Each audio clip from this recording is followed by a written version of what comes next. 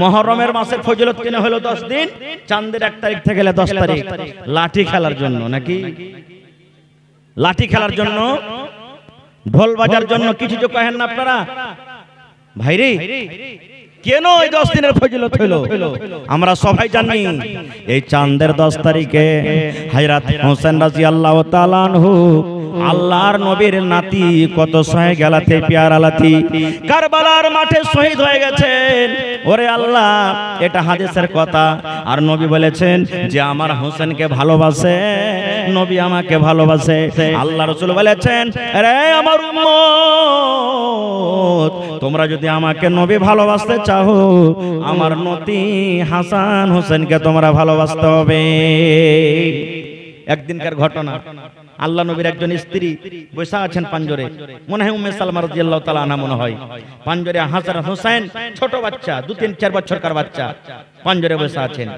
আর আল্লাহ রাসূল একটু দূরে আছেন, আর ওখানে একটা ফেরেশতা হযরত জিবরিল আমিন মানুষের রূপে নবীর কাছে বসে গল্প করছেন। এবার নবীজি গল্প করছেন একটুখানি দূরে, আল্লাহ নবীর স্ত্রী বলছেন যে হঠাৎ করে আল্লাহ নবীর নাতি হোসেন কাঁদতে লাগলো, ছোট বাচ্চা কাঁদতে লাগলো।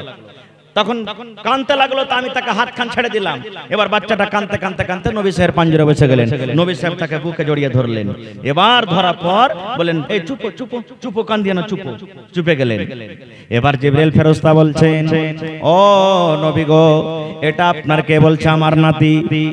শুনেন ভালো করে, জিবরিল আমিন বলছেন, ইয়া রাসূলুল্লাহ, এটা কে বলছে? আমার নাতি, আমার ছোট বেটি ফাতেমার হলো বেটি রে, আমার বেটি ছোট ফাতেমা যে আছে, ফাতেমার এটা সন্তান হোসেন, আলী আমার জামাই, আলীর বেটা আমার নাতি। এবার জিবরিল বলছেন, ইয়া রাসূলুল্লাহ, এই নাতিকে আপনি কত ভালোবাসেন নবী গো? এই নাতিটাকে কত ভালোবাসেন আপনি বলেন তো? আল্লাহ রাসূল বলছেন, জিবরিল রে, এই নাতিকে আমি অত ভালোবাসি, এই নাতিকে আমি অত ভালোবাসি, আমি এলান করে দিলাম যে আমাকে ভালোবাসতে চাই, আমার নাতিকে তাকে ভালোবাসতে হবে। আমার নাতিকে যা ভালোবাসবে আমি নবী তাকে ভালোবাসবো। ওরে আল্লাহ, যেমন কথাটা বলা, জিবরিল আমিন তখন বলছেন, ইয়া রাসূলুল্লাহ, একটা সত্য ঘটনা বলবো নবী গো আপনাকে। বলছে কি ঘটনা? এবার জিবরিল বলছেন, ইয়া রাসূলুল্লাহ, যে নাতিকে আপনি ভালোবাসেন, যে নাতিকে এত মহব্বত করেন, এই আপনার নাতি যখন বড় হয়ে যাবে, আপনার মৃত্যুর পর, আপনার দুনিয়া থেকে চলে যাওয়ার পর, আপনার এই নাতিকে কারবালার মাঠে ওই বেঈমান শয়তানেরা তাকে কত কষ্ট দিয়ে তাকে শেষ করে দিবে। আপনার এই নাতি যখন বড় হবে, কারবালার ময়দানে, কারবালার মাঠে আপনার এই নাতিকে শহীদ করে দেওয়া হবে। যখন কথাটা বলা, এবার নবী বললেন, জিবরিল রে, আমি নবী অতদিন বাঁচবো না। আমার যখন নাতিকে শহীদ করা হবে, আমার নাতিকে যখন মার্ডার করা হবে, ওই টাইমে আমি নবী বাঁচবো না, থাকবো না। জিবরিল তুমি একটু করো তো। কি জিবরিল রে? যেই জায়গাতে আমার নাতিকে মারা হবে, যেই জায়গাতে আমার নাতিকে মার্ডার করে দেওয়া হবে, ওই জমিনখানে একটু আমাকে দেখিয়ে দাও। ওই কারবালার মাঠটা কেমন হবে, কারবালার ময়দানটা কেমন হবে, ওই কারবালার মাঠটা তুমি আমাকে একটু দেখিয়ে দাও। যেই জায়গাতে আমার নবী, আমার নাতি ছটপট ছটপট ছটপট করবে, ওই জমিনটা তুমি আমাকে একটু দেখিয়ে দাও। নারে তাকবীর, সুবহানাল্লাহ। ভাই, আর নাম হলো কি? ভালোবাসা। একটা ফেরেশতা একদিন আল্লাহ তাআলাকে বলছেন, আল্লাহ আমি দুনিয়াতে যাব। দুনিয়াতে জীবনে কোনোদিন ওই ফেরেশতা কিন্তু আসেনি। আল্লাহকে একদিন বলছেন, আল্লাহ আমাকে ইজাজত দাও, আমি দুনিয়াতে যাব। আপনার একটা নবী দুনিয়াতে এসেছে, আমি দেখিনি জীবনে কোনোদিন, আমি দেখা করব। এবার আল্লাহ তাআলা অনুমতি দিয়ে দিলেন, যাও আমার নবীকে তুমি দেখে এসো। এবার দেখতে যাবেন, আল্লাহ তাআলা ফেরেশতাকে বলছেন, এই ফেরেশতা শুনো। কি আল্লাহ তাআলা বলছেন, ফেরেশতা রে, আমার নবীর সাথে যখন তুমি দেখা করবে, আমার নবীকে তুমি দেখা করতে যাও, আমার নবীর সাথে যখন তোমার দেখা হবে, আমার নবীকে দুটা তুমি খুশখবরি দিয়ে দিও। আমার নবীকে তুমি দুটা পেগাম দিয়ে দিও। একটা খুশখবরি হলো, আমার নবীর যেটা ছোট বেটি ফাতেমা, আমার নবীর যেটা ছোট বেটি ফাতেমা, ওই ফাতেমা যখন কিয়ামত হবে, জান্নাত জাহান্নাম যখন মানুষের হয়ে যাবে, যত মহিলারা জান্নাতের ভিতরে যাবে, যত নারীরা জান্নাতে যাবে, সমস্ত জান্নাতের মহিলাদের সরদারনি হবে নবীর বেটি ফাতেমা। ফাতেমা হবে, সমস্ত মহিলাদের সর্দার নেই। আর একটা মেসেজ দিয়ে দিও, আমার নবীর নাতি হাসান হোসেন যা আছে, আমার নবীকে আরো একটা কথা বলে দিও, আমার নবীর নাতি হাসান হোসেন যা আছে, যত যুবক যত নওজওয়ান জান্নাতের ভিতরে যাবে, যত যুবক নওজওয়ানেরা জান্নাতের ভিতরে যাবে, সুবহানাল্লাহ, সমস্ত জান্নাতীদের নওজওয়ানের নেতা হবে আমার নবীর নাতি হাসান হোসেন। তাহলে মোহব্বত ভালোবাসা বুঝা গেল, ভালোবাসতে হবে। কিন্তু ভাইরে শরীয়তে লাঠি খেলা নেই, শরীয়তে লাঠি খেলা নেই, ঢোল বাজা নেই। এই মাসে আপনাকে কোরআন বেশি তেলাওয়াত করতে হবে, দান ধ্যান বেশি করতে হবে, তাহাজ্জুদ বেশি পড়েন, আপনি আল্লাহর কাছে তওবা ইস্তিগফার করেন, যত পারবেন আপনি নেকির কাজ করেন। কিন্তু আছে এই মাসে কি রোজা, এ মাসে আছে কি রোজা। কেমন রোজা? আল্লাহর নবী যখন মক্কা থেকে হিজরত করে মদিনায় চলে গেলেন, ওরে আল্লাহ, মদিনার লোকেরাকে ইহুদিরাকে দেখছেন যে ওরা ওই দিন রোজা করে আছে, মুহররমের চাঁদের 10 তারিখে ইহুদিরা রোজা করে আছে। নবী চলে গেলেন, তাই এক মাস রোজা কিন্তু ফরজ হয়নি। ভালো করে শুনবেন হাদিসটা। নবী ওখানে দেখলেন, দেখা পর তখন ইহুদিরাকে বলছেন, হ্যাঁ গো, এই রোজাটা তোমরা কেমন রোজা করেছো? এই রোজাটা কেমন রোজা? ইহুদিরা বলতে লাগলো, আল্লাহ নবী গো, এই রোজাটা কেমন তাইলে শুনেন। আমাদের নবী মুসা আলাইহিস সালাম যখন নিজের কওম কেলে পালাতে লাগলেন গ্রাম ছেড়ে, ফেরাউন তাকে মারবে বলে তাড়াতে লাগলেন, ফেরাউন পিছনে পিছনে, আমার নবী আগে আগে, মুসা নবী আগে আগে নিজের কওমকে নিয়ে দৌড়াতে দৌড়াতে দৌড়াতে দৌড়াতে যখন নীল দরিয়ার পাঞ্জরে যখন পৌঁছে গেলেন, আর কিন্তু সামনে পানি, আমার নবী আর পানি কেমন করে পার করবে, আর কোনো রাস্তা পাই না। পিছনে ফেরাউনের লশকর দৌড়াতে দৌড়াতে চলে আসছে, নবী মুসাকে মারবে, তার কওমকে মারবে। এবার মুসা নবী আল্লাহর দরবারে দোয়া করলেন, আল্লাহ তুমি রাস্তা করে দাও, আল্লাহ ফেরাউনের জালিম বাদশার হাত থেকে তুমি বাঁচিয়ে নাও, কারণ সামনে আমাদের নদী আছে আর পিছনে ফেরাউনের লশকর আছে, আল্লাহ কেমন করে বাঁচবো। আল্লাহ তাআলা মুসাকে বলছেন, আমার নবী মুসা, তুমি ভয় করিও না, ডর করিও না, তোমার হাতে যে একটা লাঠি আছে, এই লাঠিটা বিসমিল্লাহ বলে তুমি পানিতে মেরে দাও। যেমনই বিসমিল্লাহ বলে পানিতে মেরে দেওয়া, ওরে আল্লাহ, সঙ্গে সঙ্গে সঙ্গে পানি দুদিকে হয়ে গেল, আর সমুদ্রের মধ্যখান দিয়ে রাস্তা হয়ে গেল। এবার মুসা নবী তার লস্করকে নিয়ে পার হয়ে গেল। ফেরাউনের যখন কম, ফেরাউন যখন নদীর পাঞ্জরে এসেছে, দেখছে আহারে পানিতে রাস্তা হয়ে আছে, এদিকে দুদিকে পানি হয়ে গেল, এখন তো পানি হয়ে আছে, আমরাও পাস হয়ে যাব, চলো। আল্লাহুস সামাদ এবার যখন মজলুদ দিতে গেছে, আল্লাহ রাব্বুল আলামিন পানিকে বলছে, পানি রে, এই বেঈমান শয়তান ফেরাউন যা আছে, এই ফেরাউন যেন পানি পার করতে না পারে, পানি আমি তোমাকে আদেশ করছি, তার লস্কর এবং ফেরাউনকে তুমি ডুবিয়ে হালাক বরবাদ করে দাও। এবার ইহুদা বলছে, মদিনার আল্লাহ নবী গো, ওই দিনে যে মুসা নবী আল্লাহ তাকে বাঁচিয়ে নিলেন ফেরাউনের হাত থেকে, মুসা নবী বেঁচে ছিলেন। মুসা নবী শুকরানাতে আল্লাহর শুকরিয়া আদায় করতে গিয়ে রোজা করেছিলেন। এই সেদিন ছিল মুহররমের চাঁদের 10 তারিখ, তাই আজকে আমরা তাকে মানি, তার কথা মতো চলি, ওই জন্য আজকে আমরাও শুকরিয়াতে রোজাটা রাখি। এবার নবী বললেন, ও মুসলমান তোমরা শোনো রে, ইহুদিরা যখন রোজাটা রেখেছে, তাহলে নবীর এত হলো ভাই, আল্লাহ যদি বাঁচিয়ে রাখে, আগামী বছর আমরাও মুহররমের চাঁদের 10 তারিখে রোজা করব। নবী বললেন, আল্লাহ যদি বাঁচিয়ে রাখে, আগামী বছর 10 তারিখে আমরা রোজা করব। রোজা করলেন। এবার মুসলমানরা বলছেন, আল্লাহ রাসূল, আপনি যে বলেছেন যে ইহুদিরা যা করবে ওরা উল্টা করতে হবে, ওরা যে 10 তারিখে রোজা করছে আমরাও করছি, তো ওরা যে হাসছে দেখলে মুসলমানেরা আমাদের দেখা দেখে রোজা করছে।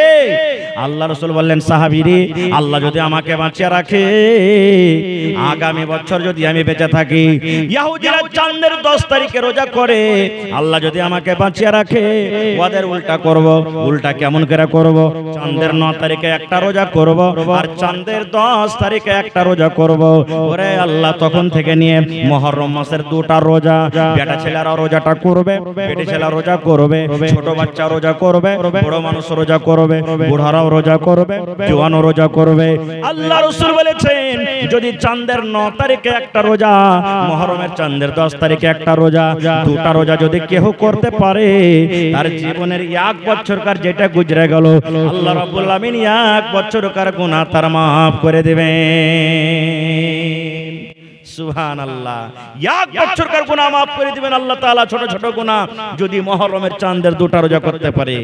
তাহলে বুঝা গেল এই মুহররমের চাঁদের ফজিলত, রোজার ফজিলত মুসা নবীর জামানা থেকে চলে আসছে। তখন তা হাসান হোসেনও পয়দা লেয়নি, হাসান হোসেনের আব্বা হযরত আলীও পয়দা লেয়নি। তখন তো লাঠি খেলাও ছিল না, ঢোল বাজাও ছিল না। এটা কোন জায়গা থেকে চলে এলো রে ভাই? এই লাগা বাইরে নবীর সাথে মহব্বত ভালোবাসা করতে গেলে রোজা করতে হবে, শরীয়ত বিরোধী কাজ করতে হবে না। খুব আর একটু আগে চলেন ভাই, এটা হলো মাদ্রাসা। ইলমের দরকার আছে, কারণ যে জায়গাতে মাদ্রাসা আছে ওখানে ঈমান জিন্দা আছে। যে জায়গাতে মাদ্রাসা হয়েছে ওখানে মুসলমানের ঈমান তাজা হয়েছে। আপনারা দেখবেন এখন আমার মোবাইলে আছে, বিশ্বাস না করলে আপনাকে দেখাতে পারবো। উর্দু পেপারে একটা কাটিং করে লেখা আছে সাউথ আফ্রিকা। এই কয়েকদিন আগে ম্যাচ হলো কার সাথে? ইন্ডিয়া। খুব ম্যাচ দেখছেন আপনারা? কার সাথে ম্যাচ হলো? জি 20 সাউথ আফ্রিকার সাথে হলো না? হ্যাঁ, ওই সাউথ আফ্রিকার একটা ইউনিভার্সিটিতে লেখা আছে, গেডে বড় করে গেডে লেখা আছে, যদি কোনো কমকে যদি বরবাদ করতে চাও, মুসলমান বলে কোনো भी কম দুনিয়াতে যদি কোনো কমকে কোনো জাতকে যদি বরবাদ করতে চাও, পহলে ওই পড়ালেখা আর কমের মধ্যে যে মৌলবি পণ্ডিত আছে ওকে তোমরা বদনাম করো। ওই কমকে বদনাম করার জন্য এটাম বাম লাগবে না, বন্দুক লাগবে না, গুলি লাগবে না। কি করো? ওই কমকে যদি নষ্ট বরবাদ করতে চাও তো পহলে ওই কমের যে মৌলবি পণ্ডিত আছে ওকে তোমরা বদনাম করো। এক কাজ হয়ে গেল। আজ বদনাম হচ্ছে না, হয় না? মৌলবিরা বেশি, এই মৌলবি এরকম, ওই মৌলবি ওরকম, ওই পণ্ডিত এরকম, এই ওরকম, ওই পণ্ডিত এরকম, ওই মৌলবি এরকম, এগুলাই হচ্ছে 1 নম্বর। আর কি লেখা আছে? এটাও লেখা আছে ওই কমকে যদি বরবাদ করতে চাও, পরীক্ষা যখন হইবে ওই পরীক্ষাতে তোমরা নকল করতে যাও। পরীক্ষাতে যত দেখে দেখে পারবে। আজ আমাদের ছেলে মেয়েরা দেখবেন কোনো भी পরীক্ষা যখন দেয়, যদি দেখে লিখতে পায় তো হ্যাঁ এটা সেন্টার খুব ভালো, খুব ভালো, দেখে লিখতে পেয়েছে নম্বর খুব হড়হড়িয়ে আসবে। কিন্তু পেটে এক লাত মারতে গেলে একটা লাম্প আসবে, বার হবে না। আমার বেটি, আমার বেটা ফকনিয়া মৌলবি পাস হয়ে গেছে, ফকনিয়া মৌলবি পাস করে নিয়েছে, আম্মা পারা ঘন্টা চরস করে পড়তে পারবে না। এরকম আছে দুনিয়াতে, এরকম আছে। আর কি স্কুল কলেজে নম্বর বেশি বেশি করে দাও, পড়ালেখা যদি না করে তো অতি কি হবে? ইঞ্জিনিয়ার যদি বিনা পড়াতে বনে যায়, পুল ভেঙে পড়বে না? পড়বে না। যখন এখন বর্তমান যুগের অর্ডার পুল ভাঙছে, দেখেছেন না? দেখেননি আপনারা? যেখানে সেখানে ওই এখানে পুল ভেঙে গেল, ওখানে এরকম হয়ে গেল। ইঞ্জিনিয়ার যদি পড়ালেখা না হয়, ডিগ্রি খালি নিয়ে লেছে পেছাতে, ওই পুল ভাঙবে। পড়ালেখা যদি ডাক্তার ভালো করে না ডাক্তারি শিখে, তাহলে ওর হাতে পেশেন্ট মরবে। জজ যদি হয়, পড়ালেখা যদি না হয়, তাহলে ওর দ্বারাতে ইনসাফ ভুল হবে। এই জন্য কোন কমকে যদি বরবাদ করতে হয়, তাহলে ওর তালিমকে শেষ করে দাও, তালিমকে হটিয়ে দাও। আজ মুসলমান নিজেই আমরা চাহাচ্ছি যে মাদ্রাসা বন্ধ হয়ে যায়। আজ মুসলমান আমরা নিজেই চাহাচ্ছি ছেলে পিলাকে না পড়াবো, কি গেল খাইতে খাইতে গেলি হইলো না রে ভাই। তাই কই বলছেন, এত সুন্দর বালক তুমি ইলম কেন শেখনি, কেমন করে শিখব ইলম বাবা যে শিখায়নি। একটা ছেলে বড় হয়ে গেছে, মাথাতে কিছু জানে না, লাম্পেসও জানে না। একটা ছোনাকে দেখতে এসছে, আগা দিন দেখে গেছে 2-4 জনাতে, গার নাম কো হবো না, চিনে নেবেন আপনারা। আর মোবাইলের যে কতটি মোবাইল লাগা আছে দেখছেন, ছেলেটাকে দেখে গেছে ভাই আগা দিন, দেখে যাওয়ার পর নাম গাম যা পছন্দ হয়ে গেছে, তারপর দিন ফের বাইনা করতে এসছে। তো সামনে বসালছে, বসার পর তখন বলছে, আরে বাবা তোমার নাম কি? তো কেমন করে জবাব দেয় জানেন? তোমরা বহিরে হয়েছিলেন নাকি কাল? কাল নামটা করে তোমরা শুনতে পাওনি যে আমার নাম কি? ফের আজ পুজ করছো। এই দেখেন ছেলেটার ভিতরে ইলম থাকলে এরকম কথা কইতো জীবনে জানতো না। তাই কবি বলছেন যে তুমি পড়ালেখা কেন করনি, এত বড় মাথা থেকে গেছো কিছু জানো না। ছেলেটা বলছেন, এত সুন্দর বালক তুমি ইলম কেন শেখনি, কেমন করে শিখব ইলম বাবা যে শিখায়নি, কেমন করে শিখব ইলম বাবা যে শিখায়নি। বাপ যে শিখায়নি কেমন করে শিখবো? তখন লোকটা লোকটা বলছে কেমন করে তোর বাপ শেখায়নি? এবার ছেলে বলছে 2.5 বছর বয়স, 2.5 বছর বয়স যখন মায়ের দুধ পান করলাম তখন কেমন করে শিখব ইলম বাবা যে শেখায়নি। কই 2.5 বছর থাকতো মার খালি দুধই খেয়েছি, তখন কি পড়বার টাইম পড়তে পারবো? বলছে বড় হ্যাঁ। ছেলেটা বলছে 7 বছর বয়স, 7 বছর বয়স যখন হালের মোটা ধরলাম তখন, 7 বছর বয়স যখন গরুর পাখা ধরলাম তখন কেমন করে শিখব ইলম বাবা যে শেখায়নি। আজ শের সাহেব দিকে দেখেন, একটু খালি কি পেন পিন না খালি শিখাইলে আছে, তুই যা মুরগি চড়াইতে যা, তুই গরু চড়াইতে যা, তুই মুখ করতে যা, তুই মুখ করতে যা, পড়িতে হবে এটা আমার কাছে ধ্যানে নাই। যদি কোনো মানুষ পড়িতে পাঠাই হাসবে, আর পরে পড়ে লেখা তোর কত বড়, তুই মাস্টার ডাক্তার হয়ে যাবি, কি করবি পড়ে লেখা? দেখতে হতলা ছোনাকে দেখ, বিএ ডিগ্রি করে পড়াছো, বিয়ে করে ঘুরে বেড়েছে, কি করলেছে? এই তো আমার মুসলমান। তো বলে 7 বছর কার বয়স, তখন গরু চড়িয়ে বেড়ালছি, কি পড়বো? বলছে আর একটু বড় হ্যাঁ। এবার ছেলেটা বলছে 10 বছর বয়স যখন, 10 বছর বয়স যখন হালের মোটা ধরলাম তখন কেমন করে শিখব ইলম বাবা যে শেখায়নি। 10 বছরকার বয়সে বাপ পেলে হাল বাইতে যা, হাল বাইতে চলে গেল, আর কখন শিখবো? 10 বছরের পর আবার বলছে 15 বছর বয়স যখন, 15 বছর বয়স যখন বিয়ে শাদি করলাম তখন কেমন করে শিখব ইলম বাবা যে শেখায়নি। 15 বছর হইল, বাপ 2 লাখ টাকা পাইবে, ঘন ঘন আইবে, শুরু হয়ে গেল ঘুরতে, তোর বেটার বিয়ে দিবি না? হ্যাঁ, একটু জমিন কিনতে হইবে, সালা টাকা ঘটে গেছে, তখন 2 ভাইয়ের একসাথে বিয়ে দিয়ে দিলে। আমার তো বয়স 10 বছর কার, 15 বছর কার, আর হার ভাই দুধ খাইছে 8 বছর কার, তো আরো বিয়ে দিয়ে দিলে ঝোঁকে ঝোঁকে। 5 লাখ টাকা হার ভাই বাপ 5 কাঠা জমিন দিলে, কেমন করে শিখবো? ওই আর একটু বড় হ্যাঁ, 20 বছর বয়স যখন, 20 বছর বয়স যখন ছেলে মেয়ের বাপ তখন কেমন করে শিখব ইলম বাবা যে শেখায়নি। বিয়া করলো 15 বছরে, 16, 17, 18 বছর যেতে যেতে 18 চেরানা হয়ে গেল। 18 চেরা বুঝেন তো, ছাপু का ছেলে পিলা হয়ে গেল। ও কইছে বাপ চকলেট দে, ও কইছে বাপ বিস্কুট দে, ও কইছে বাপ 5টা টাকা দে। তখন ওরাকে চকলেট আর বিস্কুট পয়সা দিতে যাব না, পড়িতে যাব কিতাব নিয়ে, আর কখন পড়িতে পারবো? এই তো আমাদের সমাজের হাল, সমাজের হাল আমাদের এইটাই। ইলম আমরা শিখতে চাই না ভাই রে। এ ভাই মুসলমান, আল্লাহর নবীর জামানার একটা ঘটনা শুনেন। ইসলামের প্রথম যুদ্ধ, প্রথম লড়াই 2 হিজরিতে হয়েছে। 2 হিজরিতে গাজওয়ায়ে বাদর, গাজওয়ায়ে বাদরের যুদ্ধ।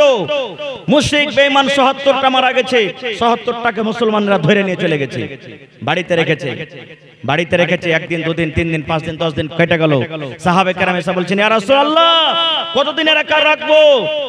মেলায় ঘটনা ঘটলো। নবী বললেন এরাকে ছেড়ে দাও। কি দিয়ে? কিছু কিছু টাকা নিয়ে ছেড়ে দাও হয়। টাকা দিলেন, যার কাছে টাকা আছে টাকা দিয়ে দিলেন, সুবহানাল্লাহ। আর যার গরিব মানুষ টাকা দিতে পারে না, কি করবে? আল্লাহ রাসূল সাল্লাল্লাহু আলাইহি ওয়াসাল্লাম বললেন, ও কায়দিরা তোমরা শুনে নাও, ও মুজরিম কাজী তোমরা শুনে নাও, তোমাদের বাড়ি থেকে টাকা আসে না, তোমরা গরিব মানুষ টাকা দিতে পারবে না। এই আমাদের যে মুসলমানের বাচ্চারা আছে রে, যারা পড়ালেখা জানো, এই মুসলমানের বাচ্চারাকে তোমরা তালিম দিয়ে দাও। 1 মাস পড়িয়ে দাও, কেউ 2 মাস পড়িয়ে দাও, কেউ 3 মাস পড়িয়ে দাও, কেউ 10 দিন পড়িয়ে দাও। পড়িয়ে তোমরা নিজের জরিমানাটাকে শোধ করে দাও।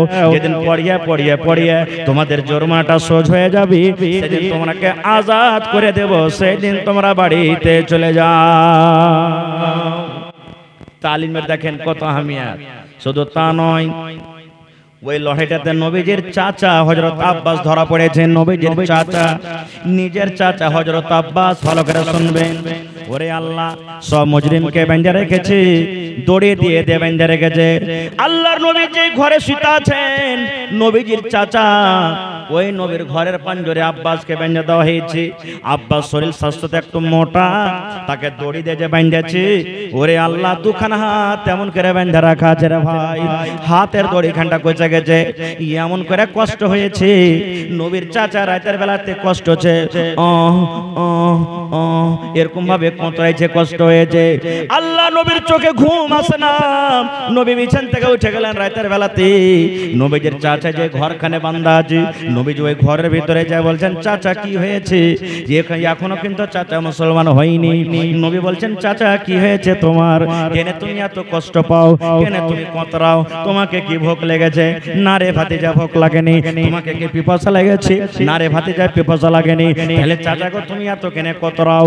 এবার চাচা বলছেন ভাতিজা রে, আমার কষ্টর কারণ হলো এই দেখো আমার হাত দুখানাকে এমন করে বান্ধা হয়েছে রে ভাতিজা, হাতে দড়িটা বসে গেছে, হাতখানা আমার টাইট হয়ে গেছে, রক্তটা আসা যাওয়া করে না বলে আমার কষ্ট হয়। ওরে আল্লাহ, আমার নবী তখন ওই চাচার কাছে গেলেন, আর যাওয়ার পর দড়ি খানটাকে শুধু ঢিল করে দিলেন, কিন্তু নবী নিজের চাচাকে আজাদ করলেন না, রেহাই করলেন না।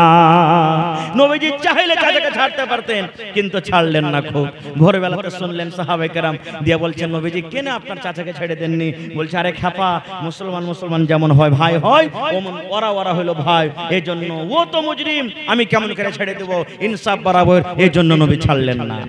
আর একটা ওই যে লড়াই থেকে ছিল নবীজির জামাই, নবীজির জামাই সুবহানাল্লাহ, নবীজির বড় বেটি হযরত যায়েনাব, যায়েনাবের শৌহর আবুল আস, নবীজির এটা বড় জামাই আবুল আস ওই লড়াইতে ছিল, ওই যুদ্ধতে মুজরিম হয়েছিল। এবার তাকে ছুটাইবে কে? কে ছুটাইবে তাকে? পয়সা নাই, পয়সা নাই। সুবহানাল্লাহ। মদিনাতে মক্কাতে খবর হয়ে গেল, মক্কাতে খবর হয়ে গেল, নবীজির বেটি চিঠি লিখছেন আব্বার নামে। কি চিঠি? দেখবেন ছোট ছোট কিতাব রাসূল আরবি গলা যদি আপনারা পড়েন ওয়াতিও দেখতে পাবেন। নবীজির বড় বেটি যায়েনাব চিঠি লিখছেন, আব্বা গো, আপনার বড় জামাই ৭৭টা মুজরিমের মধ্যে ধরা পড়ে আছে, যারা ধনী ধনী গরিব মানুষ, যার কাছে মাল আছে টাকা আছে, সব ছুটে ছুটে ছুটে ছুটে বাড়ি চলে এলো।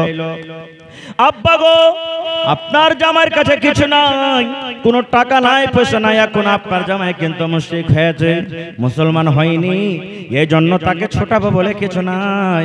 এবার হযরত যায়েনাব নবীজির বেটি, গলাতে তার একখানটা হার ছিল, নিজের স্বামীকে ছোটাবো বলে গলার একখানটা হার খুলে নিলেন, আর হারখান খুলে নেওয়ার পর একটা সুন্দর করে একটা লোককে দিয়ে দিলেন, আর একখানটার সাথে সাথে চিঠি লিখে দিলেন, বাবা গো, এই হারখানটা রেখেলেন, আর দয়া করে আমার স্বামীকে আপনি ছেড়ে দেন।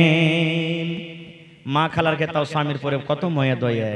দেখবেন স্বামীটা বেমার পড়ে গেছে, টাকা পয়সা নাই বাড়িতে, গলার হারখান খুলে দিয়ে দিবে, আদরের বাপ যাও বেচে লাও গা, বিক্রি করে তুমি তোমার ইলাজ পানি করো গা, যাও আমার ফালখানটা বিক্রি করো, আমার পায়েল খানটা বিক্রি করো, আর দে তোমার ইলাজ পানি তুমি করো গা। কিন্তু কত মা খালা এমন আছে, যদি কোনো দরকার হিসাবে যদি স্বামীটা বেচতে চায়, ধরেন যে জমি নেবে কোনো জায়গাতে, এই তোমার পান খানটা পায়েল খানটা দাও না জি, ও দিবে না, খুব দিবে না, কত ঝগড়া করবে, মুখখানটা ভারী হিজবে, কত রকম কথা কইবে। আর ভাইয়েরাও কত বদমাইশ আছে, বিহার সমাজতে দিয়ে দিলে দেওয়ার মতন, ওর কান থাকছে না থাক, ওর গলা থেকে যে খুলবে, 1 মাস 2 মাস পরই ওর কাম লেগে গেল, দেন রে ওখানে একটু জমিন পাচ্ছি বেচে খেয়ে দিয়ে দি, তখন তোকে ফের পরে দিয়ে দিব বানিয়ে, ই বেচারি দিয়ে দিলে, আর তখন আর কি দিবে, কেটে গেল যুগ, আর দিতে পারলে না, খো দিলে না খো। ওরে আল্লাহ, নবীজির বড় বেটি আব্বাকে চিঠি লিখলেন, আব্বা এই গলার হার আমি আপনাকে দিলাম, আমার জামাই, আপনি আপনার জামাইকে ছেড়ে দেন। সাহাবায়ে কেরাম বসে আছেন, ওই যাকে হার দিয়ে পাঠালেন, হার নবীর সামনে হাজির করে দিলেন। এবার চিঠি পড়ে দেখছেন, চিঠি পড়তে পড়তে ওরে আল্লাহ, নবীর চোখ দিয়ে ঝরঝর ঝরঝর ঝরঝর করে পানি ঝরতে লাগলো, নবীজি আমার কাঁদতে লাগলেন। সাহাবায়ে কেরাম বসে আছেন, এবার সাহাবায়ে কেরাম বলছেন, ইয়া রাসূলুল্লাহ আপনি কাঁদছেন, এই চিঠিতে কে চিঠি দিয়েছে? এই চিঠিতে কোন এমন কথা লেখা আছে আছে, এই চিঠিখানটা কার তরফ থেকে এসেছে? এই চিঠিখান পড়তে পড়তে পড়তে আপনার চোখে পানি দেখছি, ব্যাপার কি? আল্লাহ রাসূল বললেন, সাহাবী রে, এই চিঠি হলো আমার বড় বেটি জাইনাবের চিঠি। আমার জামাই আবুল আস ঘরে বাঁধা আছে, ওই আবুল আসকে ছোটার জন্য আমার বেটি চিঠি লেগেছে, আর ছোটার জন্য টাকা নেই বলে গলার হার খানটা দিয়েছে। এই হার খানটা কার তোমরা জানো? আমার যে প্যারি বিবি খাদিজা, যে খাদিজা সমস্ত মালকে আল্লাহর রাহে কুরবানি করে দিয়েছিল রে, যে আমার খাদিজা আমার জন্য একদিন ঘাটে নিয়ে যাচ্ছিল, রুটি নিয়ে যাচ্ছিল, আবু জাহাল আমার খাদিজার ঘাটিতে ওরে আল্লাহ ধুলা বালি গোস্তের লুথড়া পর্যন্ত ঘাটিতে ফেলে দিয়েছে। আমার খাদিজা আমার জন্য কত কষ্ট করেছে। আমি যখন তাবলীগের কাম করে আসতাম, আমি যখন দাওয়াতের কাম করে আসতাম, আমার মায়ের দেখে আমার খাদিজার চোখ দিয়ে কত ঝরঝর ঝরঝর করে পানি ঝরে যায়। আমার খাদিজা জীবনে কোনোদিন সুখ পায়নি, আমার জন্য কত কষ্ট করেছে। ওই আমার খাদিজা আদর করে আমার বড় বেটি জাইনাবকে নিজের গলার হার খানটা তোহফা দিয়েছিল, দান করেছিল। আজ আমার বেটি জাইনাব নিজের স্বামীকে ছোটার জন্য ওই আমার স্ত্রীর দেওয়া হার, ওই হার খানটা পাঠিয়ে দিয়েছে। এই হার খান দেখে আমি চিনে নিয়েছি এটা হলো আমার বিবি খাদিজার হার, এটা হলো আমার বিবি খাদিজার হার। ওরে আমার সাহাবী, তোমরা যদি চাও, তোমরা যদি আমাকে ইজাজত দাও, এই হার খানা আমার বেটি জাইনাবকে আমি ফেরত করে দিব, কারণ এটা হলো মার ইয়াদগার, এটা হলো মার তাইনা জিনিস, আমি তাকে ঘুরিয়ে দিব। আর আমার জামাইকে তোমরা ছেড়ে দাও। নারে তাকবীর। নবী তোমার নাম শুনিয়া পাগল আমার মনটা গো, নবী একবার দেখা দিও গো। নবী তোমার নাম শুনিয়া পাগল আমার মনটা গো, নবী একবার দেখা দিও গো, নবী একবার দেখা দিও গো। হাসরেতে দিও গো দেখা, দেখব নয়ন ভরে গো। কিয়ামতে দিও গো দেখা, দেখব নয়ন ভরে গো। নবী একবার দেখা দিও গো, নবী একবার দেখা দিও গো। নবীর প্রেমে পাগল হইয়া ঘর বাড়ি ছাড়িলাম গো, নবীর প্রেমে পাগল হইয়া ঘর বাড়ি ছাড়িলাম গো। নবী একবার দেখা দিও গো, নবী একবার দেখা দিও গো। আর একটা হাদিস বলি, মাদ্রাসা করবেন, জানাজার দোয়া, বাপকে মাটি দেওয়া দোয়া, মা বাপের দোয়া, খায়ার দোয়া, ইফতারের দোয়া, কুরবানি করা দোয়া, শাবে কাদরের দোয়া, তারপরে আপনার নামাজ পড়ার তারিখে, জানাজা পড়ার তারিখে, শরীয়তের কথা কোথায় শিখবেন? মাদ্রাসাতে শিখবেন। যতটি লোক এখানে বসে আছেন বেয়াদবে মাফ করবেন, বুঝার জন্য বলছি, ইমানদার সত্য করে বলবেন। যতটি লোক এখানে বসে আছে সবাইকে আমরা জানাজা পড়িতে জানি? জানি জি ভাই, সবাই জানাজা পড়িতে জানি না, জানাজার দোয়াটাও জানি না। আমরা জানাজার দোয়া জানি না। মরলো কেউ রেশমের আওয়াজ না গেলে লোক কি হবে? জানাজাতে গাড়ি হয়ে গেলাম, কেমন করে জানাজা পড়িতে হয়? জানাজার দোয়া কি আমরা জানি না। যতটি লোক এখানে বসে আছে, বিবির কাছে যাওয়ার দোয়া কি সবাই জানছে? বিবির কাছে যেতে গেলে একটা তো দোয়া পড়তে হবে, জানছে কি? জানি না। গোসল করতে হবে, ফরজ গোসল। গোসল বিবির সাথে মিলন করতে গেলে গোসল ফরজ হয়ে যায়। গোসল কেমন করে করতে হবে আমরা কি সবাই জানি? জানি না, খুব জানি না।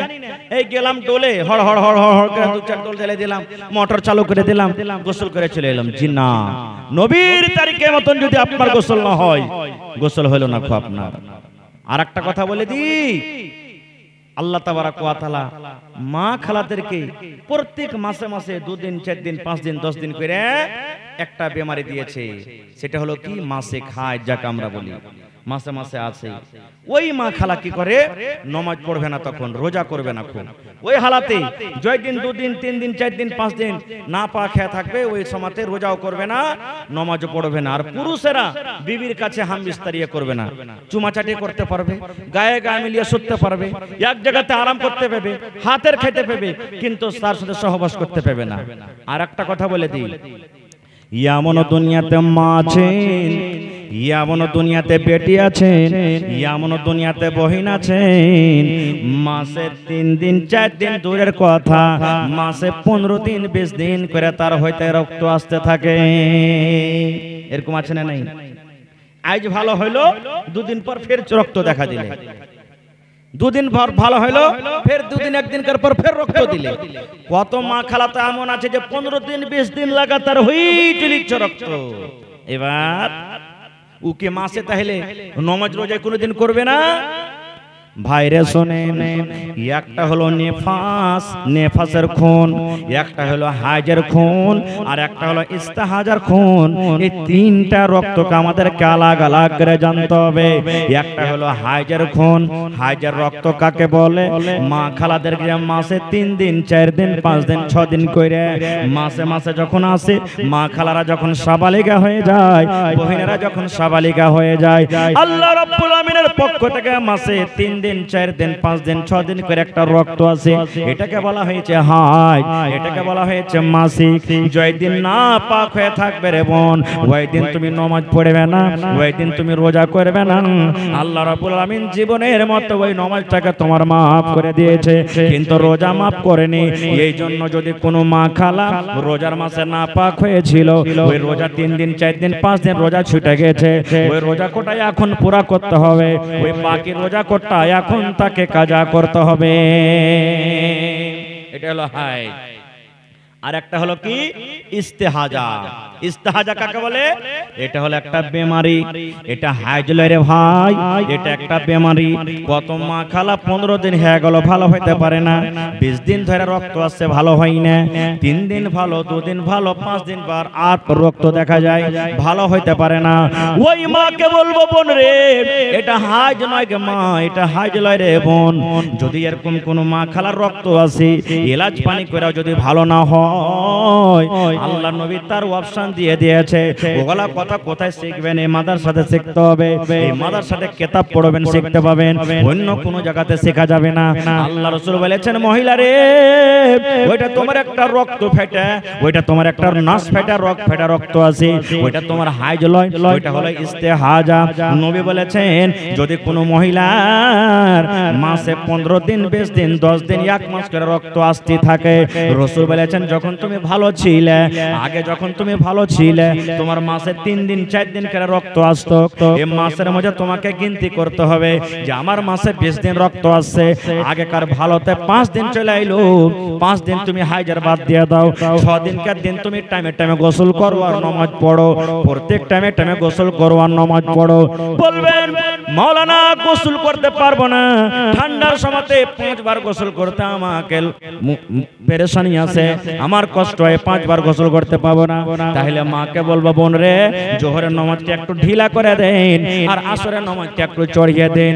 2 টাইমের নামাজের মাঝখানে একবার গোসল করলেন, আর গোসল করার পর জোহরের নামাজ আপনি আদায় করেন, আসরের নামাজ আদায় করলেন। এবার আবার রক্ত কিন্তু আসতে আছে, এবার আপনি কি করবেন? মাগরিবের যখন আজান হয়ে গেল, মাগরিবের নামাজকে একটু ঢিলা করে দেন আর এশারের নামাজকে একটু আগা করে দেন, আর 2 নামাজের মাঝখানে আরেকবার গোসল করলেন গাম্মা, আর গোসল করার পর আপনি 2 টাইমের নামাজকে একসাথে পড়লেন। আর ফজরের জন্য একটা গোসল করতে হবে, আর ফজরের গোসল করে আপনাকে ফজরের নামাজ পড়তে হবে। এটা হলো ইস্তেহাজার খুন, এটা একটা বেমারের খুন। এই হালাতে নামাজ পড়তে হবে, এই হালাতে রোজা করতে হবে, আর এই হালাতে আপনার সাথে স্বামীও মিলন করতে পারবে। শিখে নিলেন হাইজ আর ইস্তেহাজা। 3 নম্বর আমি বলেছি একটা নেফাসের খুন। এটা নেফাসের খুন কাকে বলা হয়? যখন মা খালাদের বাচ্চা হয়, দুনিয়াতে যখন সন্তান হয়, ছেলে পেলা যখন হয়, যখন ছেলে পেলা হয় তখন একটা রক্ত ভাঙে, খুন ভাঙে, একে বলা হয় নেফাসের খুন। আল্লাহ নবী বলেছেন, মহিলা রে, যেদিন তোমার রক্ত ভাঙবে, খুন আসবে, ওই দিন তুমি নামাজ পড়িও না, ওই দিন তুমি রোজা করিও না, ওই দিন তুমি না পাক হয়ে থাকবে।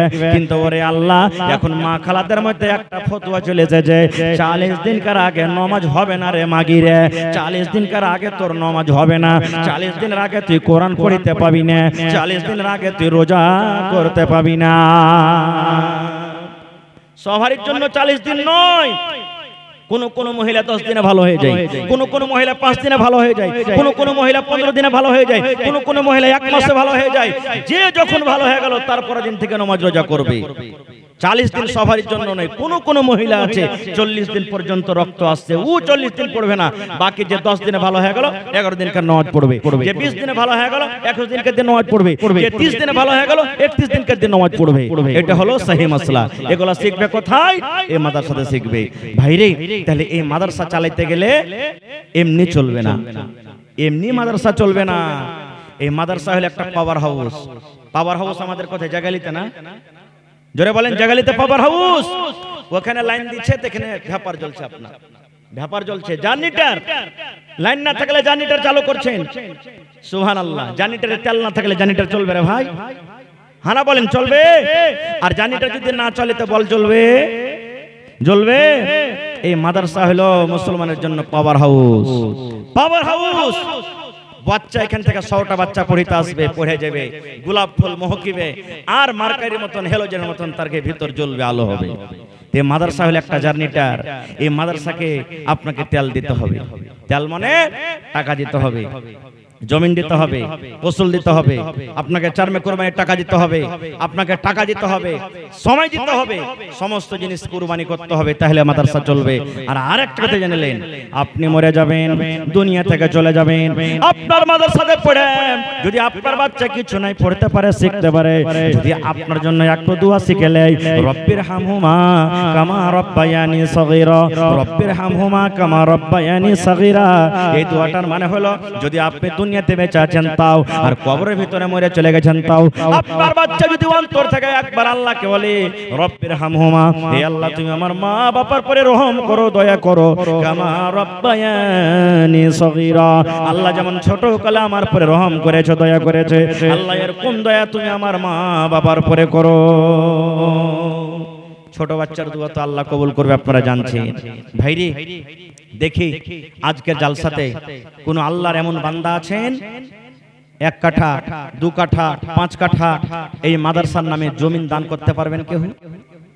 যে জায়গাতে মাদ্রাসা বনে যাবে, সুবহানাল্লাহ, তার দুনিয়া আখিরাত উদ্ধার, আখিরাত উদ্ধার। কিয়ামত পর্যন্ত নেকি জারি হয়ে গেল, মরে চলবে কবরে, কিয়ামত পর্যন্ত আর কবরে নেকি জারি থাকবে, কোনদিন আল্লাহ বন্ধ করবে না। এটা একটা সাদকায়ে জারিয়া।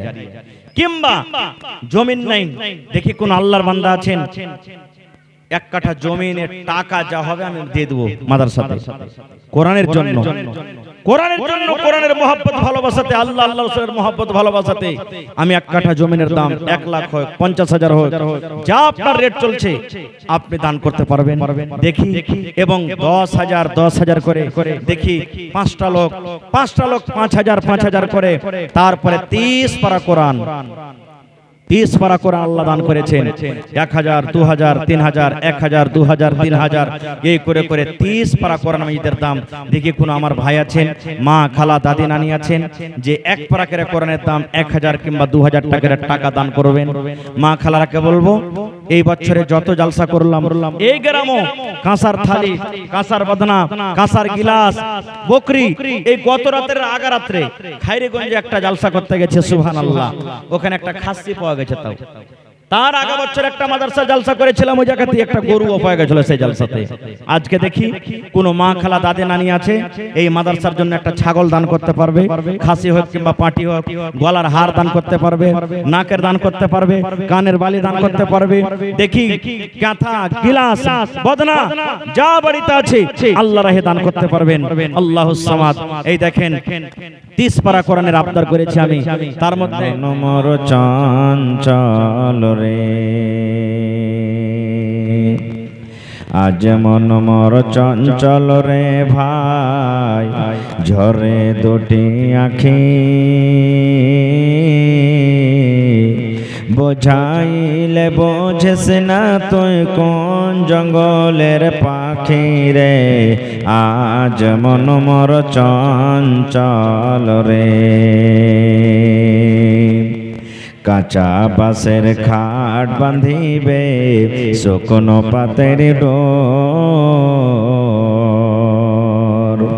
কাঁচা বাঁশের খাট বাঁধিবে শুকনো পাতের ডোর এমন করে বাঁধবে রে মন চলবে না তোর জোর রে আজ মন মর চঞ্চল রে বৈরের পাতায় গরম পানিতে মন তোকে গোসল করাবে বৈরের পাতায় গরম পানিতে মন তোকে গোসল করাবে গোসল করাইয়া মন তোকে কাফন পরাবে রে আজ মন মর চঞ্চল রে কাফন পরাইয়া মন তোর জানাজা পড়িবে কাফন পরাইয়া মন তোর জানাজা পড়িবে জানাজা পড়িয়া মন তোকে দফন করিবে রে আজ মন মর চঞ্চল রে মা কান্দিবে বেটার বেটা বোন কান্দিবে ভাই মা কান্দিবে বেটার বেটা বোন কান্দিবে ভাই পরের বেটে সেও তো কানবে আর তো কেহ নাই রে আজ মন মর চঞ্চল রে মা কান্দিবে বেটার বেটা বোন কান্দিবে ভাই ঘরের বিবি সেও তো কানবে আর তো কেহ নাই রে আজ মন মর চঞ্চল রে নারে তাকবীর। আজকে জলসার যোগ্যতময় শ্রদ্ধেয় সভাপতি সাহেব, সামনে বসে থাকা ইসলাম দরদি দিন দরদি ভাই বাবাজিরা, পর্দানসীন মায়েরা এবং খালারা, সমস্ত তারিফ ও গুণগান সেই মহান আল্লাহ তাবারাক ওয়া তাআলার জন্য, যে মহান আল্লাহ তাবারাক ওয়া তাআলা আজকে আমাদেরকে নরম গরম বিছানাকে ত্যাগ করে এই জালসার পিন্ডালের তলাতে একত্রিত হয়ে বসে কিছু বলার ও শোনার তৌফিক দিয়েছেন। তাই আমরা সে আল্লাহর প্রশংসা করি, অন্তর থেকে মহব্বতের সাথে সকলেই পড়েন আলহামদুলিল্লাহ। একটু জোর করে পড়েন ভাই আলহামদুলিল্লাহ। তারপর আমাদের শেষ নবী হযরত মুহাম্মদুর রাসূলুল্লাহ পড়েন সাল্লাল্লাহু আলাইহি সাল্লামের পর ওয়াগনন দরুদ শরীফ শান্তির ধারা বর্ষিত হোক আমিন। আল্লাহুম্মা সাল্লি আলাইহি আল্লাহুম্মা বারিক আলাইহি। ভাই মুসলমান, আজকে আমি আপনাদের সামনে কোরআন মাজিদের একটা আয়াত তেলাওয়াত করেছি এবং আল্লাহর নবী মুহাম্মদ সাল্লাল্লাহু আলাইহি সাল্লামের এখানে হাদিস পড়েছি। সে আয়াত এবং হাদিসটাকে সামনে রেখে আপনাদের সামনে যা কিছু বলবো আল্লাহর কাছে দোয়া করি রব্বুল আলামিন আমি যেন সেই হাদিস এবং কোরআন থেকে বলতে পারি এবং ছোট বড় সকলে যেন আমরা আমল করতে পারি, তার জন্য আল্লাহ আমাদেরকে তৌফিক দেন। পড়ুন আল্লাহুম্মা আমিন। ভাই মুসলমান,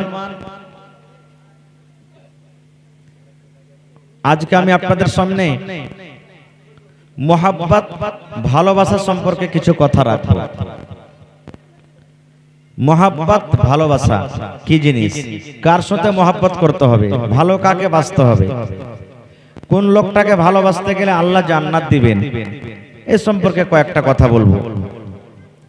ভাই মুসলমান, আল্লাহ তাবারাক ওয়া তাআলা ভালোবাসার কথা, মুহাব্বতের কথা বলতে গিয়ে নিজের পাক পবিত্র কোরআনে বলছেন, কুল হে নবী, আমাদের নবীর নাম কি? মুহাম্মদ সাল্লাল্লাহু আলাইহি সাল্লাম। আমাদের আখেরি নবীর নাম মুহাম্মদ সাল্লাল্লাহু আলাইহি সাল্লাম। আল্লাহ তাবারাক ওয়া তাআলা নবীকে ডাক দিচ্ছেন, নিজে ডাক দিচ্ছেন, কুল, হে আমার নবী আপনি বলে দেন। আল্লাহ শিখিয়ে দিচ্ছেন নবীকে, নবীজি আপনি বলেন। কাকে? আমাদেরকে, উম্মতকে। আল্লাহ নিজে বলছেন, হে নবী আপনি আপনার উম্মতকে জানিয়ে দেন, বলে দেন। কি বলে দেন? ইন কুনতুম তুহিব্বুন আল্লাহ। আল্লাহ শিখিয়ে দিচ্ছেন নবী আপনি বলে দেন, যদি তোমরা আল্লাহকে ভালোবাসতে চাও, আল্লাহর সাথে মহব্বত করতে চাও, আল্লাহ তাবারাক ওয়া তাআলার কাছে হতে চাও, আল্লাহ তাবারাক ওয়া তাআলার প্রিয় বান্দা এবং বান্দি যদি হতে চাও, আল্লাহ শিখিয়ে দিচ্ছেন হে নবী আপনি বলেন ফাত্তাবিউনি, তোমরা আমার ইত্তেবা করো, আমার পেরোবি করো, আমাকে মহব্বত করো, আমাকে ভালোবাসো। ভালো করে কথাটা শুনবেন ধ্যান দিয়ে। আল্লাহ তাবারাক ওয়া তাআলা বলছেন, হে নবী আপনি আপনার উম্মতকে বলে দেন যে হে আমার উম্মত, যদি তোমরা আল্লাহকে ভালোবাসতে চাও তাহলে আমার ইত্তেবা করো, আমার সাথে মহব্বত করো, আমার অনুসরণ করো। তাহলে কি হবে? আল্লাহ তাবারাক ওয়া তাআলা বলছেন ইউহিব্বুকুমুল্লাহ। আল্লাহ তাবারাক ওয়া তাআলা বলছেন যে নবীকে যদি ভালোবাসে, নবীর ইত্তেবা করে, নবীর অনুসরণ করে, আল্লাহ তাকে ভালোবাসবেন, সে বান্দাকে। নবীকে যদি আমরা ভালোবাসি, ভালো কে বাসবেন? আমাদেরকে আল্লাহ বাসবেন। কথাটা ভালো করে শুনবেন। নবী ছাড়া অন্য কোন মানুষকে ভালোবাসার কথা এখানে আল্লাহ বলেননি। আল্লাহ বলছেন তোমরা যদি আল্লাহর ভালোবাসা চাও, আল্লাহর কাছে হতে চাও, আল্লাহ তাবারাক ওয়া তাআলার প্রিয় ভালোবাসা বান্দা হতে চাও, আল্লাহ শিখিয়ে দিচ্ছেন নবী আপনি বলেন তোমরা আমার ইত্তেবা করো। আমি নবী, আমি যা বলবো মানো, আমি যা করব তা করতে হবে, যেখানে উঠতে বলবো উঠতে হবে, যেখানে বসতে বলবো বসতে হবে, যেটা করতে বলবো সেটা করতে হবে। তাহলে আল্লাহ শিখিয়ে দিচ্ছেন ইউহিব্বুকুমুল্লাহ, আল্লাহ তাবারাক ওয়া তাআলা তোমাকে ভালোবাসবেন। যে আল্লাহকে ভালোবাসবে আল্লাহ তাকে ভালোবাসবে, যে নবীকে ভালোবাসবে আল্লাহ তাকে ভালোবাসবেন। একটা লাভ। 2 নম্বর আল্লাহ বলছেন ওয়া ইয়াগফির লাকুম যুনুবাকুম, এবং আল্লাহ তাবারাক ওয়া তাআলা তো ভালোবাসবেন। এবার আল্লাহ যাকে ভালোবাসবেন তার কি গুনাহ থাকতে পারে? আল্লাহ যাকে ভালোবাসবেন তার কি গুনাহ থাকতে পারে? জীবনে গুনাহ থাকতে পারে না। আল্লাহ যাকে ভালোবাসবেন ওর গুনাহই থাকবে না। তা আল্লাহ বলছেন ওয়া ইয়াগফির লাকুম যুনুবাকুম, যে আমার নবীকে ভালোবাসবে আমি আল্লাহ তাকে ভালোবাসবো, আর সাথে সাথে ওই লোকটার লাভ কি আছে? আমি আল্লাহ তার গুনাহকে মাফ করে দেব। কেন? আল্লাহু গফুরুর রহিম, গুনাহ মাফ করনে ওয়ালা কে? আল্লাহ তাবারাক ওয়া তাআলা। তাহলে মানুষের কাম হলো গুনাহ করা, মানুষ গুনাহ করবে। আমাদের কাজ হলো পাপ করা, গুনাহ করা, গুনাহ হবে। আর আল্লাহর নাম হলো গফফার, আল্লাহ মাফ করনে ওয়ালা, আল্লাহ মাফ করবেন। তাহলে আয়াত থেকে আমরা বুঝতে পারলাম কি, যে আল্লাহ তাবারাক ওয়া তাআলাকে যদি আমরা ভালোবাসতে চাই তো প্রথমে নবীকে ভালোবাসতে হবে। আল্লাহ তাবারাক ওয়া তাআলার কাছে যদি প্রিয় ভালোবাসা বান্দা হতে চাই, আল্লাহ তাবারাক ওয়া তাআলা প্রথমে বলছেন আমার নবীকে ভালোবাসো। আমার নবীকে ভালো যদি না বাসো আমি আল্লাহকে ভালোবাসবো না। আমার নবীর সাথে মহব্বত না করো আমি আল্লাহকে মহব্বত করব না। আমার যদি নবীর সাথে তুমি প্যার না করো আমি আল্লাহ তাবারাক ওয়া তাআলা ওই লোকটার গুনাহ মাফ করব না। এবার জানতে হবে মহব্বত মানে কি, ভালোবাসা মানে কি, ভালোবাসা কেমন? অন্তর থেকে মহব্বত করে নিলাম, হ্যাঁ নবীকে তো খুব মানছি, নবীকে খুব ভালোবাসছি, এটাই না মহব্বত? জি না। নবীর সাথে মহব্বত, নবীর ভালোবাসার মানে হলো আল্লাহর নবী যা করতে বলেছেন তা করতে হবে, যেটা থেকে মানা করেছেন তাদের থেকে রুখতে হবে। নবীজি যেটা করতে বলেছেন সেটা করতে হবে, আর নবী সাহেব যেটা করতে মানা করেছেন সেটা আমাদেরকে ছেড়ে দিতে হবে। এর নাম হলো কি? মহব্বত, ভালোবাসা। আল্লাহ তাবারাক ওয়া তাআলা করে বলেন ওয়ামা আতাকুমুর রাসূলু ফাখুযুহু ওয়ামা নাহাকুম আনহু ফান্তাহু। আল্লাহ রাব্বুল আলামিন বলেন, হো দুনিয়ার মানুষ তোমরা শুনে নাও, ওয়ামা আতাকুমুর রাসূল, রাসূল আমার তোমাকে যা দিবে, রাসূল যা তোমরাকে বলবেন, রাসূল যা তোমাদেরকে শোনাবেন, রাসূল যে শরীয়ত নিয়ে এসেছেন, যে বিধান নিয়ে এসেছেন, আমি আল্লাহ যে শরীয়ত দিয়ে পাঠালছি, ফাখুযুহু সেটা নিয়ে নাও, ওয়ামা নাহাকুম আনহু ফান্তাহু, এবং রাসূল যে কাজ থেকে তোমাদেরকে বাধা দেবে, মানা করবে, ফান্তাহু তোমরা রুকে যাও। আল্লাহ কোরআনে অন্য জায়গাতে বললেন রাসূল যা দিবে সেটা নিয়ে নাও, আর রাসূল যাতে থেকে মানা করবে রুকে যাও। তাইলে শরীয়তে দু রকমের কথা পাওয়া গেল, একটা হলো হ্যাঁ, একটা হলো না, একটা করো, একটা ছাড়ো, একটা ধরো, একটা ধরিও না, সোজাসুজি কথা, দু রকম কথা আছে। এবার কেমন কথা নবীর মানতে হবে, নবীর কথা কেমন মানতে হবে, একটা প্রমাণ দিচ্ছি। আল্লাহর নবী যখন হিজরত করে মক্কা থেকে মদিনা চলে গেলেন, মদিনাতে মদিনার সাহাবীরা, আনসারী সাহাবীরা কি করছেন, বেটা খাজুর গালাকে ধরে ধরে বেটি খাজুরের সাথে বাঁধছেন।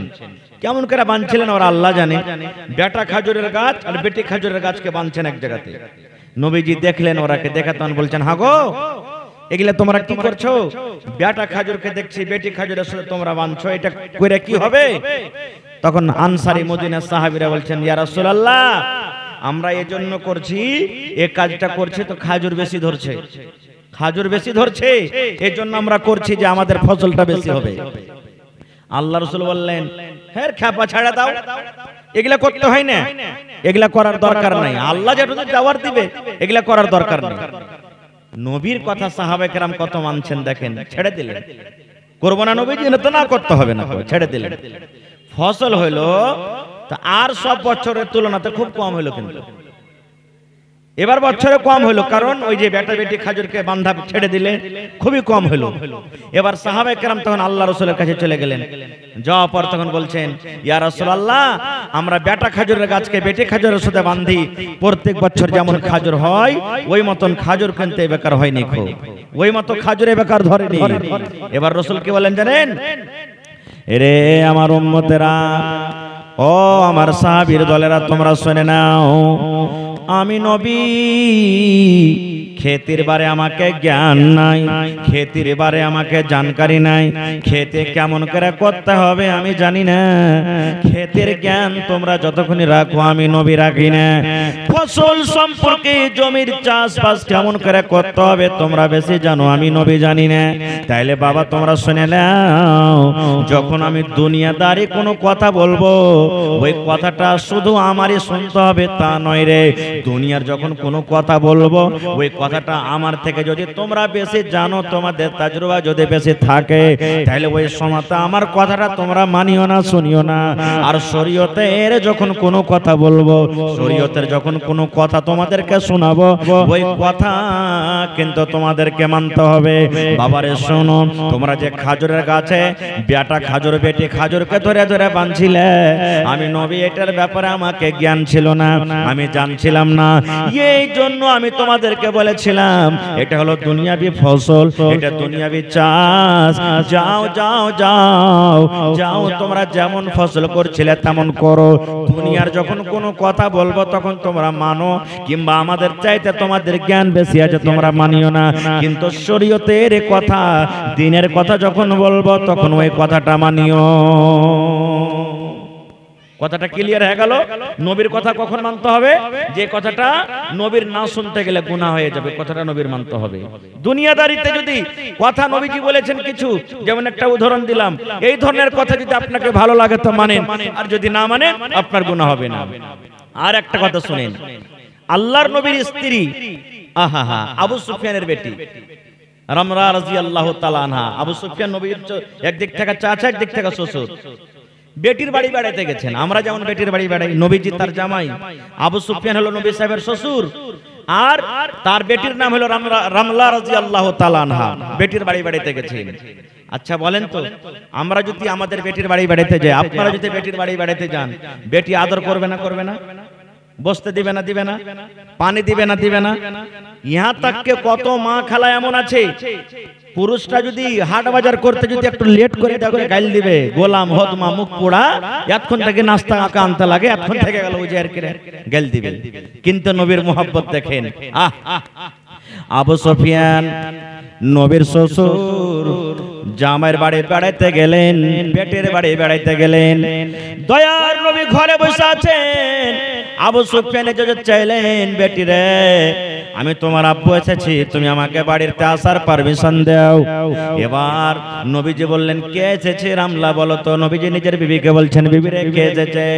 এবার তার বিবি বলছেন, মানে উম্মাহাতুল মুমিনিন নবীজির স্ত্রী বলছেন, ইয়া রাসূলুল্লাহ, ওইটা হলো আমার আব্বা জান আবু সুফিয়ান মক্কা থেকে আমার বাড়ি এসেছে। মক্কা থেকে মদিনায় বেড়াতে এসেছে।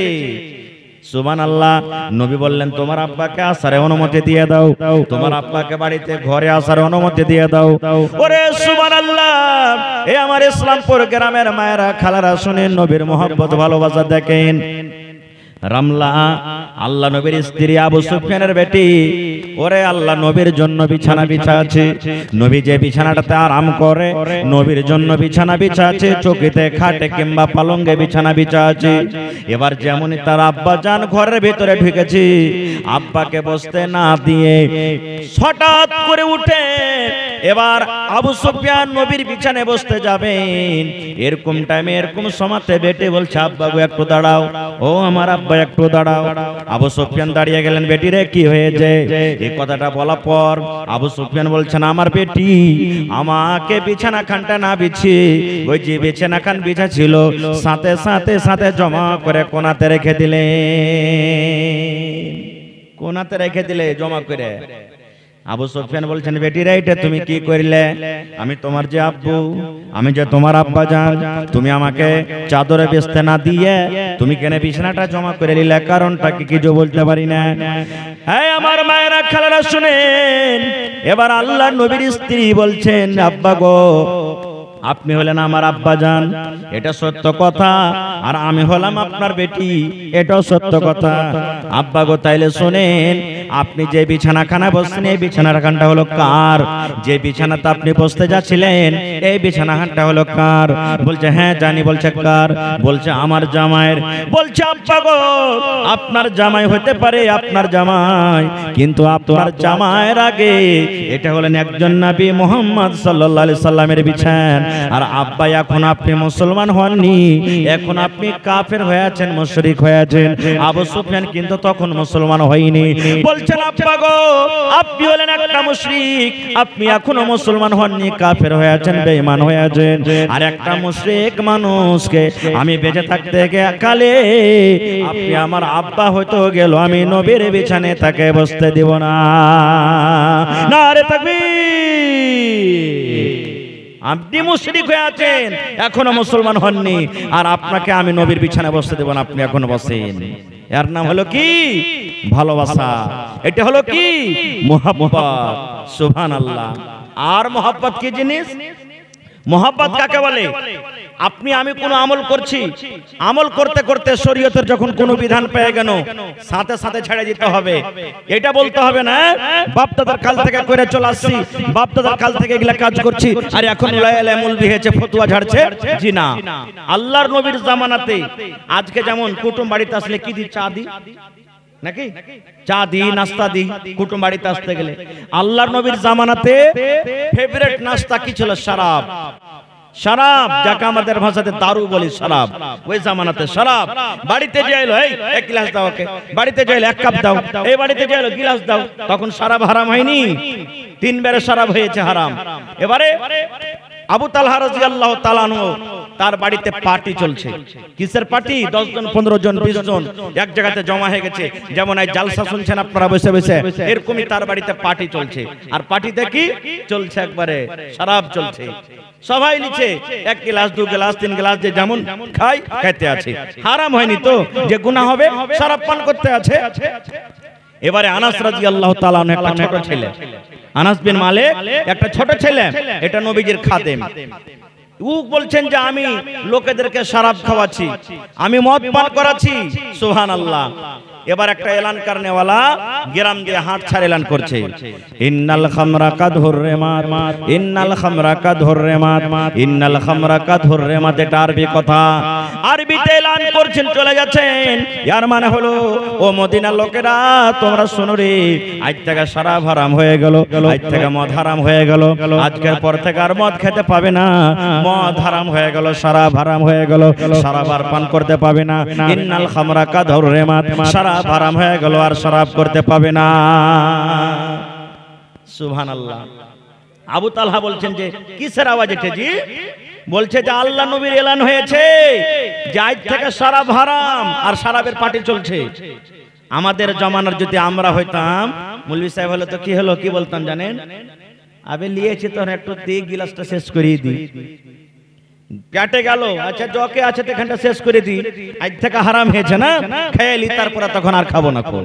কিন্তু ওরে সুবহানাল্লাহ, আনাস বিন মালিক রাদিয়াল্লাহু তাআলা আনহু বললেন, নবীর মহব্বত দেখেন, নবীর ভালোবাসা দেখেন, কেমন মহব্বত সুবহানাল্লাহ। নবীর এলান হয়ে গেল মদ পান করতে পাবে না, শরাব পান করতে পাবে না, আজ থেকে শরাব হারাম হয়ে গেল। আনাস বিন মালিক বলেন, যার হাতে গিলাস ছিল চালিয়ে ফেলে দিলে, যার বদনাতে ছিল চালিয়ে ফেলে দিলে, যার টুটিতে ছিল হ্যাক হ্যাক হ্যাক করে উল্টে ফেলে দিলে। আরে শরাব যখন হারাম হয়ে গেল আর খাবো না, নিজের নিজের বাড়িতে চলে গেলেন, বড় বড় কলসিতে, বড় বড় কোপাতে, বড় বড় হাঁড়িতে, বড় বড় ডোলে মদ পান রাখা ছিল। ওরে সুবহানাল্লাহ, লাঠি দিয়ে, পাথর দিয়ে, বাঁশ দিয়ে, কাঠ দিয়ে বেরিয়ে বেরিয়ে বেরিয়ে সমস্ত বর্তনকে ভেঙে দিয়ে সমস্ত শরাবগুলোকে রাস্তাতে বইয়ে দেওয়া হলো। ওরে আল্লাহ, আনাস বিন মালিক বলেন, এমন ভাবে শরাব বইতে লাগলো গ্রামে গ্রামে গ্রামে গলিতে গলিতে।